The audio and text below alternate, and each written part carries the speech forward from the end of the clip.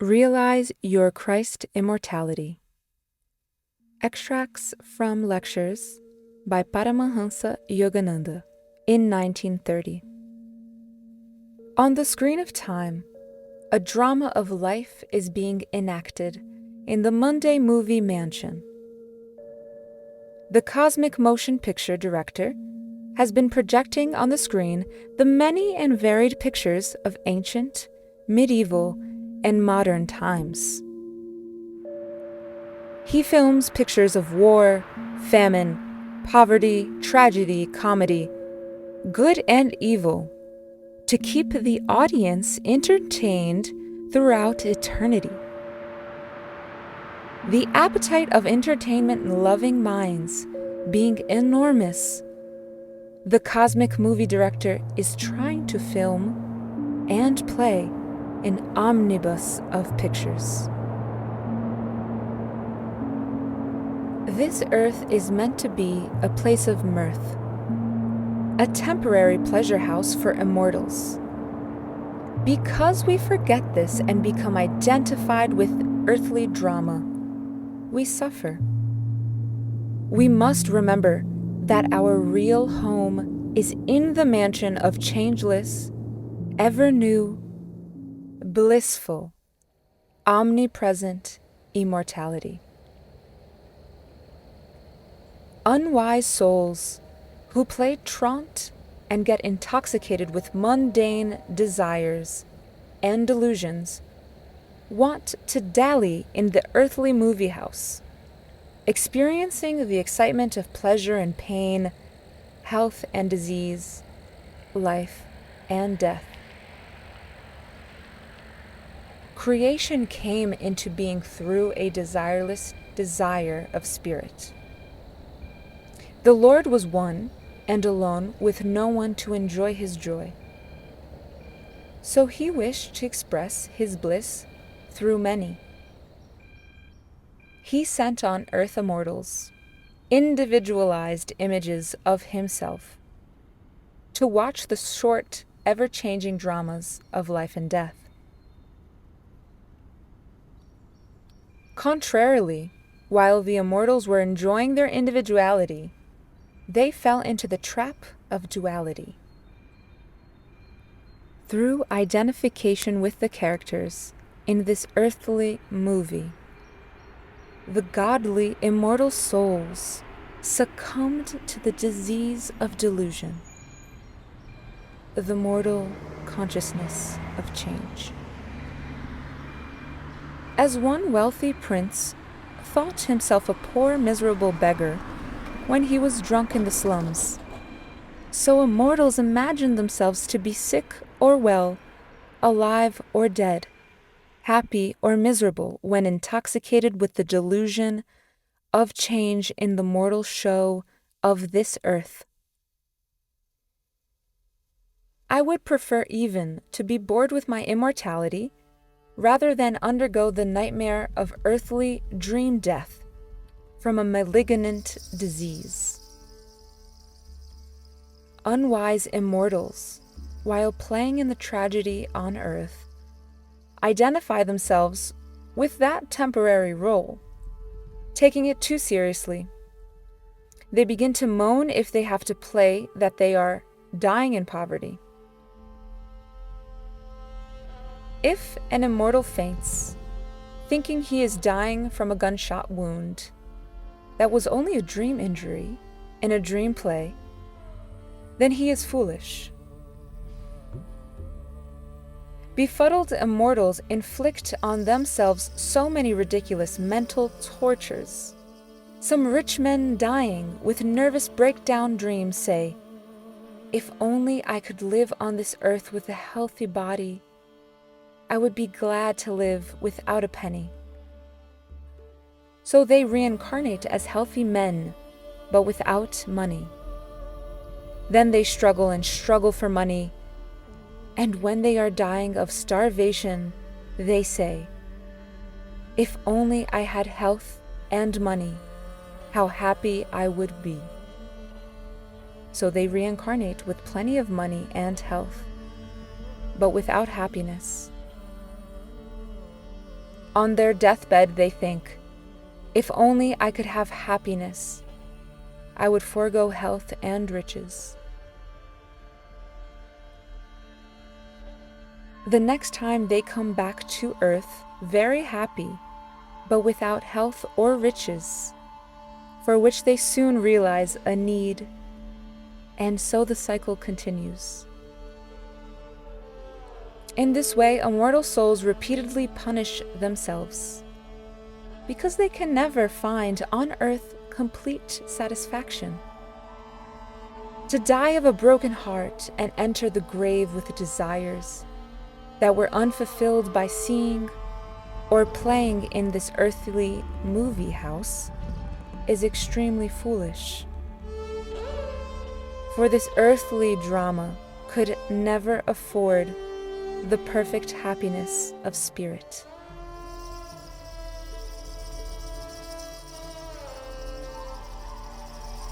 Some people die longing for perfect human love. Others die dreaming of perfect happiness through the attainment of wealth and fame. But they are all deceived. For to own this whole earth and be adored by all its people is very little compared to what is lost by remaining a prodigal mortal. To contact omnipresence is to own the whole cosmos with all its entertainment and ever-new immortality. In comparison, to own this earth is nothing.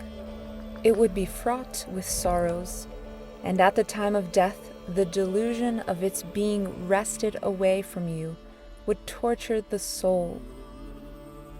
Material things cannot be owned by anybody, for at death they must be left behind and given to others. We are only allowed to use the objects of this world. So it is foolish to be possessed by material possessions. Just pray to be given the use of what you need and the power to create those things at will. Since death compels us to give up everything, even a millionaire dies poor. Rather, be like Jesus. He was materially poor, but rich with God. He had nothing material in life, yet having God, he had all, even after death. Worldly-minded rich people have everything in this life and nothing hereafter. Remember, no matter who you are or what your condition is, do not think your trouble is the worst in the world. Even if you are playing a part fraught with poverty or disease, there are others who are enacting a part worse than yours. In this earth life, to be a millionaire or a poor man is the same if you but understand. If you see yourself as an actor in this earthly movie house, all you have to remember is to play your role, small or big, cheerfully and well. That is all. During the playing of your part, agreeable or otherwise, do not wish to play somebody else's role. Complete your own assignment, or you will have to spend eons of time in the enactment of imperfect human parts, changing from one to another according to the change of your desires. Get away from this entrapment.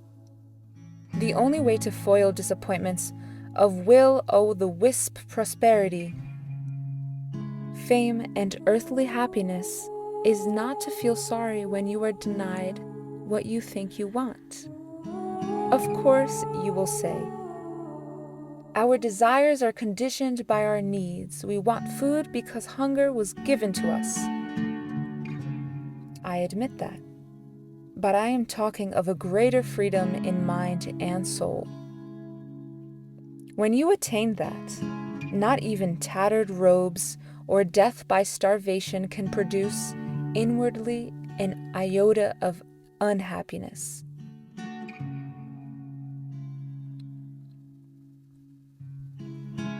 When you possess the all-in-all God consciousness, even if you have nothing of material possessions, yet you have all. People who really contact God can never feel poor or left out, nor can they consider the rich as more fortunate than themselves. Instead, the man who is intoxicated with God happiness pities everybody else. When Jesus said, "Foxes have holes, and birds of the air have nests, but the Son of Man hath not where to lay his head," he was not bemoaning his poverty. Rather, he was signifying that he was the owner of the cosmos, one with omnipresence, thus he could not remain caged in a small place as earthly creatures do.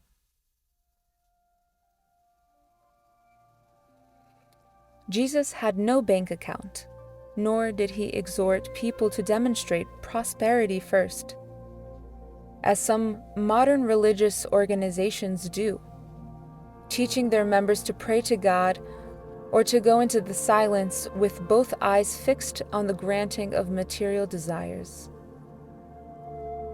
Jesus warned, "Bread, the men of the world, matter-loving, short-sighted people, seek after, but seek ye first the kingdom of God, and all these things, prosperity, wisdom, happiness, riches, shall be added unto you, without your having to pray for them." The person who finds God owns the cosmos, and owning the cosmos, he owns everything in it. Jesus had full realization of his oneness with the Father. That is why he could do so many things that deluded mortals could not do. He raised the dead. He rebuilt his mutilated body. Compare a million on his deathbed, forced away from his home and fortune without a penny, with Jesus Christ after death, who owned the kingdom of omnipresence. So, do not desire to be a millionaire. It is a waste of time to delude yourself with material desires. Rather, wish and strive to be a Christ. Invest your time in daily meditation, ever longer and deeper. This is the quickest way to become a Christ.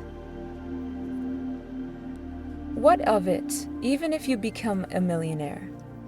You would then want still more, and would perhaps die of heart failure working for another million. To strive for God contact and meditation is pure joy. You will be happy when you meditate, and you will be happier still when you arrive at the end of the trail of meditation and meet God, the King of ever new joy. During your sojourn on earth, remember that you are only a movie actor. You may be called upon to enact any part, tragedy or comedy. You must play it well, and as you watch your tragic portrayals say, "That was a fine, sad picture, and I played my part well." Likewise, if you can say, "Lord, I played the parts of birth and death well. I played the sad and joyous parts well, and my roles brought me great satisfaction and joy. And Lord, I was highly entertained with your marvelous earthly movies. But I did not create any new desires to play new parts. Then perhaps he will say, "All right, you need not stay in the movie colony of the earth any longer. Come back to my home of eternity, my home of ever-new joy." To each prodigal immortal, God says, "Son, know this, you are eternally my child, naughty or good, whether on earth or in heaven. But when you forget that your home is in my kingdom and get mixed up with my earthly shows, you make yourself miserable. When you realize you are immortal, made in my blissful image, you can remain on the earth enjoying earthly dramas with an immortal's attitude, or you can come home and rejoice in the ever-entertaining, ever-new, joyous entertainment of my unending blissful nature. Wash your hands of all desires now, yet perform your earthly duties with an increasing ambition to please God and to make others happy. Then when the door of death is opened, your spirit will laugh and dance and shout, "Now through this opening I shall dash to my home of immortal bliss." Disappoint all the adversities of earth-binding attachments, so they will not bring you here on earth anymore. Being unshackled, race straight to your home in God. You will tire of all things quickly once you have them. You will tire the quickest if you win every material thing you desire. But there is one thing you will never be tired of, either now or throughout eternity, and that is the ever-new joy realized in God contact. Joy that is always the same may cause boredom, but joy of God, which is ever new and continuous, will entertain you forever. Such joy can be found only in deep meditation. Deluded immortals travel through many corridors of incarnations, rising, falling, hoping, rejoicing, weeping. Nature keeps excitement-loving individuals entertained with variety, a mixture of sorrow and pleasure. Christ-like souls are busy with the ever-new, continuous, changeless joy in everything in God. Christ, one with God's omnipresent consciousness, is blowing with the wind, laughing in the brooks, twinkling in the stars, blushing in the sunset, and gently smiling in the blossoms with his fragrant presence. Christ is dancing on the sea of human emotions and thoughts. Christ is joy in all hearts and in all things. Those who have their eyes of wisdom closed perceive the dark qualities of suffering, death, disease, sorrow, and fleeting pleasure. With open eyes, Christ sees naught but light, laughter, and beauty, which he prays will become manifest to earthly souls, when with devotion they too have opened their all-seeing wisdom eyes and reawakened to their blissful immortality. Excerpts from the book Journey to Self-Realization by Paramahansa Yogananda.